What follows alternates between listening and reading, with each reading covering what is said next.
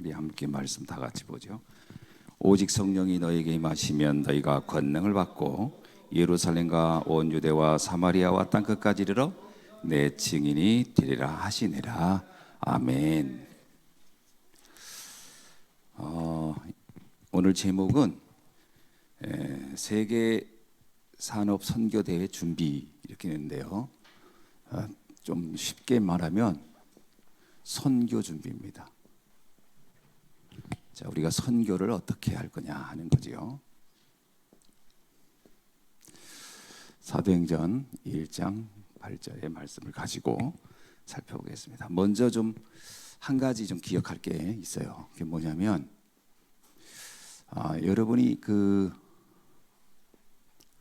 성령 내주, 성령 인도, 성령 충만이라고 하는 단어 많이 들어보셨죠? 성령 내주는 우리가 구원받은 상태를 말하는 겁니다. 내가 예수를 믿고 구원을 받았다. 그러면 성령이 내 안에 들어온 겁니다. 자, 성령 인도는 뭐냐? 하나님의 말씀을 따라가는 삶이에요. 그럼 성령 충만은 뭐냐? 성령 충만은 사명을 감당할 힘입니다.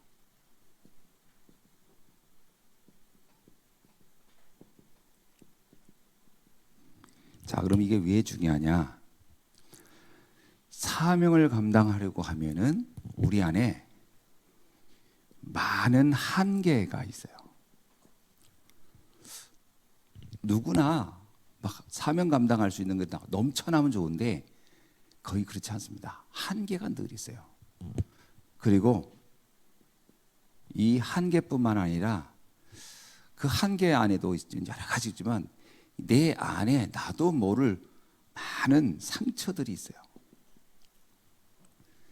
우리들이 누구나 가지고 있습니다. 그리고 또 우리에게는 예상하지 않은 다양한 문제가 우리 앞에 와요. 이것들이 우리가 사명을 감당하는데 굉장한 장애물이 된다는 겁니다. 이거를 넘어설 수 있는 힘이 있어야 돼요. 그래서 이걸 넘어설 수 있는 힘이 뭐냐? 정확하게 말하면 성령 내주, 성령 인도를 받은 성도에게 성령 충만이 필요한 거거든요. 이때 우리에게 기도가 비밀입니다. 이게 굉장히 중요해요. 기도가 바로 한계, 상처, 문제를 뛰어넘는 방법이에요. 그러니까 이 기도를 우리는 잘 이해 못할 때가 있어요. 어떻게 생각하냐면 기도를 그냥 기도나 해볼까? 이럴 때가 있어요. 그건 기도를 전혀 모르는 사람의 자세예요. 기도는 바로 이 부분입니다. 그래서 기도를 만약에 우리가 아침에, 낮에, 밤에 할 수 있다면 어떻게 될까? 아침에 하는 기도, 낮에 하는 기도, 밤에 하는 기도 다를 필요는 없어요. 다 비슷합니다. 비슷한데 내가 아침에 할 때 기도는 어떤 기도일까? 힘을 얻는 기도라고 할 때 사실 하나님의 말씀을 묵상하는 시간 짧게라도 굉장히 힘이 납니다. 또 우리는 말씀을 가지고 낮에는 확인하는 겁니다. 우리는 다양한 문제를 가지고 그걸 놓고 말씀을 연결하면서 기도하는 거예요. 그리고 밤에는 답을 찾는 것이다. 사실은 기도는 도전해야 됩니다. 기도는 하는 거예요. 전도는 되어지는 건데 기도는 되어진다고 하질 않았어요. 예수님이 제자들 보고 기도하라, 깨어 근신하라, 시험에 들지 않게 기도하라. 그리고 너도 나와 함께 기도하자. 그리고 겟세마네 동산에 기도하러 데리고 갔어요. 그런데 제자들이 기도가 안 돼요. 그래서 예수님이 처음으로 제자들에게 돌로 기도를 깨우는 장면이 나와요. 제가 여기다 돌을 몇 개 갖다 놓고 기도합시다 했는데 기도 안 하고 졸고 있으면 팍 던져버리면 굉장히 성경적입니다. 이게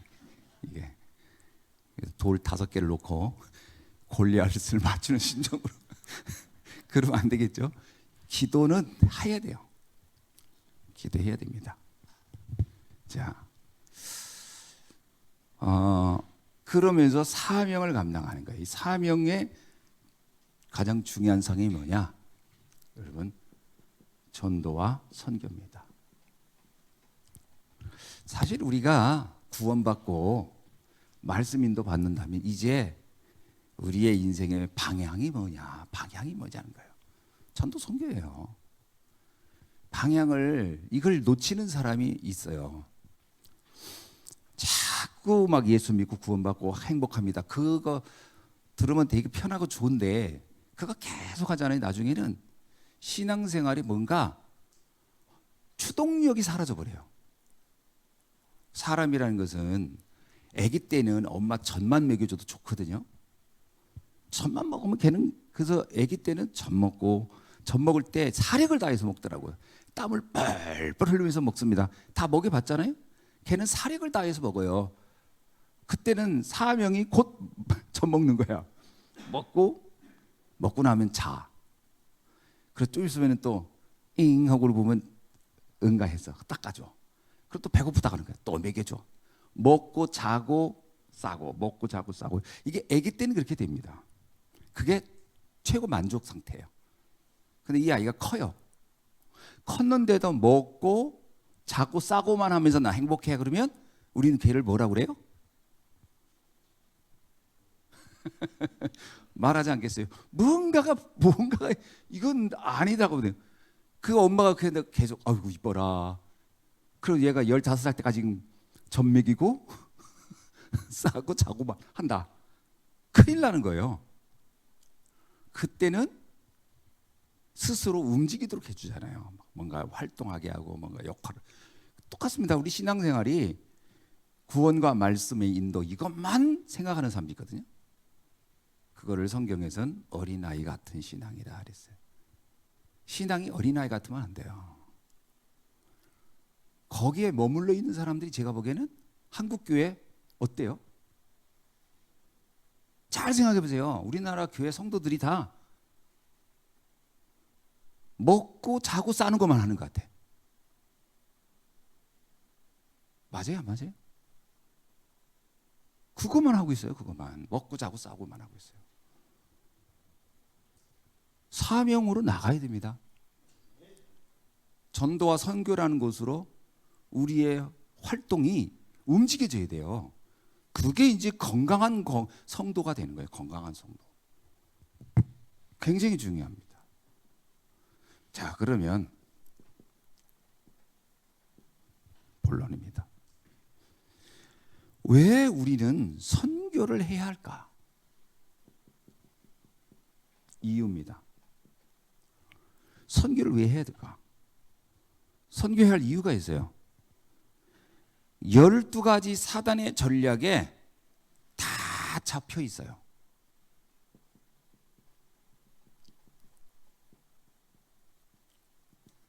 여기에 사람들이 다 잡혀 있어요. 내 건 내 편. 그리고 그거 얻고 싶어서 우상숭배, 점술, 무속. 그리고 그것 때문에 시달리고, 그것 때문에 행복하고, 그것 때문에 기뻐하고, 그것 때문에 절망하고, 다 그렇게 돼 있어요. 사람들이 관심은 오로지 그거예요. 내 건 내 편. 심각합니다. 모든 나라 모든 사람이 비슷해요. 그거 가지고 전쟁하고 있는 거예요. 그런데 이게 어떠냐? 마태복음 12장 28절에서 26절 30절에 보면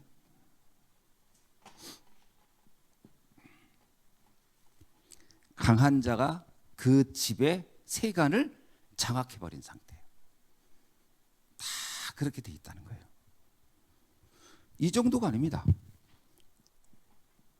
고린도후서 10장 4절 5절에 보면 이게 강력한 망대를 세워가지고 있다. 여기에는 사상과 이념이 같이 그 배경이 되어주고 있어요. 우리가 막 자기 개발서 전부 다 그 내용이에요. 사실은 뭐 성공의 10가지 방법 전부 다 그거를 이념화 사상화 시켜버렸어요. 세상이 그렇게 해서 망대가 되어진 거예요. 한 사람도 거기다 자유롭지가 않아요. 그런 얘기 들으면 가슴이 뛰고요. 막 그것 때문에 안 달라고.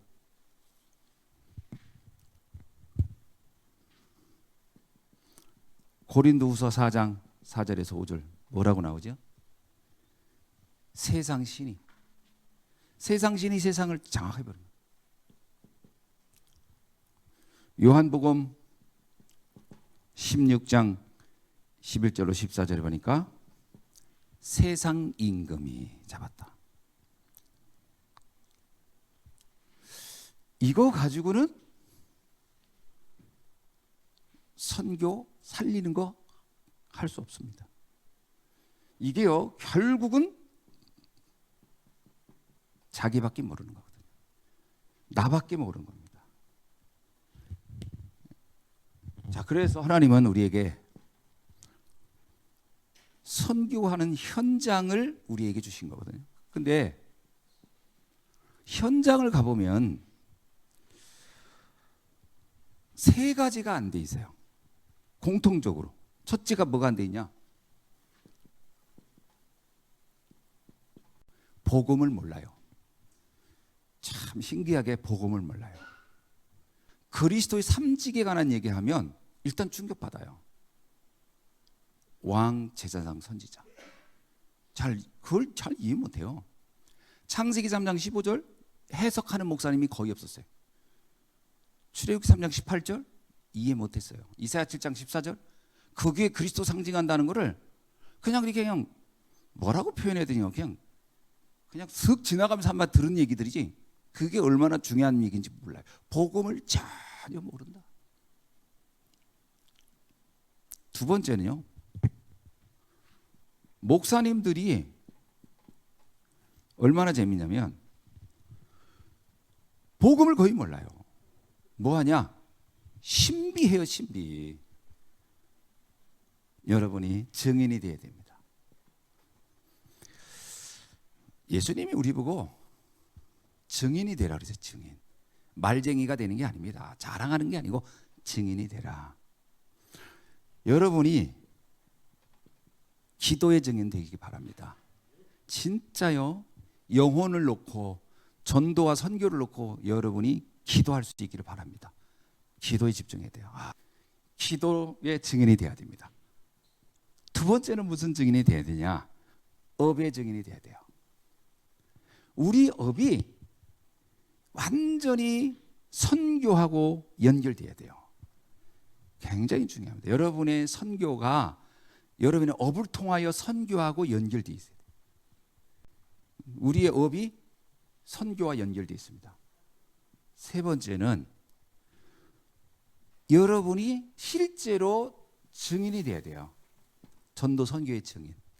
그래서 실제로 전도의 증인, 선교의 증인으로 여러분이 설 수 있기를 바랍니다. 자, 그렇다면 하나님이 우리에게 주신 언약이 뭐냐? 처음부터 주신 언약이 뭐냐면요, 창세기 12장 1절로 3절에 보니까 내가 내게 지시할 땅으로 가라예요. 하나님은 우리가 가야 할 땅이 있다는 거예요. 가서 복음 전해야 할 땅이 있는 거예요. 우리 모두는 하나님이 지시할 곳으로 가야 하는 겁니다. 이게 바로 복의 근원의 시작이에요. 두 번째는 창세기 22장